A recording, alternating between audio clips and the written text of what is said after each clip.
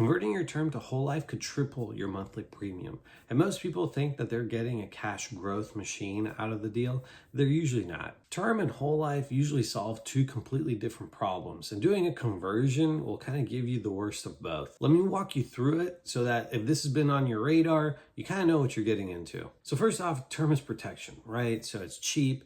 It covers you for a set number of years, and its whole job is to replace your income if you die while your family is still depending on you. So whole life's a different animal. In my opinion, it's more like an investing vehicle.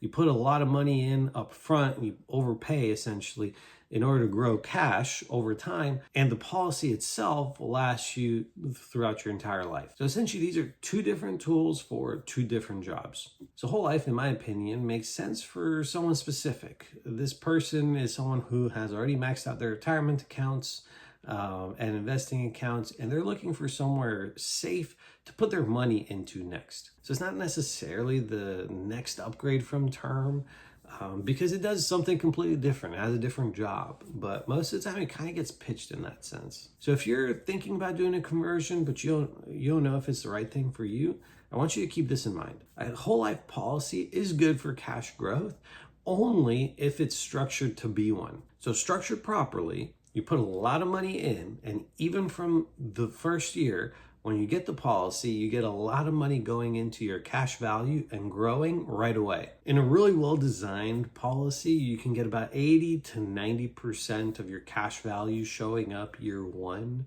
and your break even, so money that you put in equals money that you get in your cash value, should be around year 5 or 6. If it's not structured for cash growth, and to be honest, a lot of them are not, you can put in something like $10,000 in first year, and your cash value will be 0 for year 1. And your break even will be about year 15. So year 15 is when the money that you put in will equal the money that you have in your cash value. So that's the same product, but it's two completely different results. So the difference of the two is entirely in how it was structured and set up.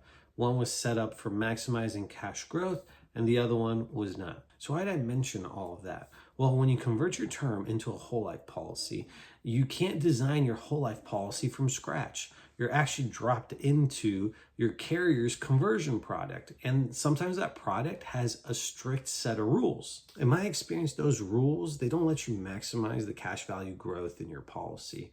So that 80 or 90% that I was mentioning at year 1 would be reduced significantly in most cases. Some carriers, the best I've heard is about 50% from year 1, but that's not all carriers. Usually it's a whole lot less. So if your reason for getting this is I want my money to grow, you're honestly just better off getting a policy that's structured correctly from the get-go and not converting your term into a whole life. So is there any case where this conversion could be a good move? If you're dead set on keeping coverage for the rest of your life and something has changed, like your health, that doesn't allow you to easily qualify for new coverage, then converting locks in permanent protection that you might otherwise not be able to get any other way. That's typically the purpose of the conversion privilege, is to account for health changes and still allow you the option to have that permanent policy if you want it. Bottom line, my take,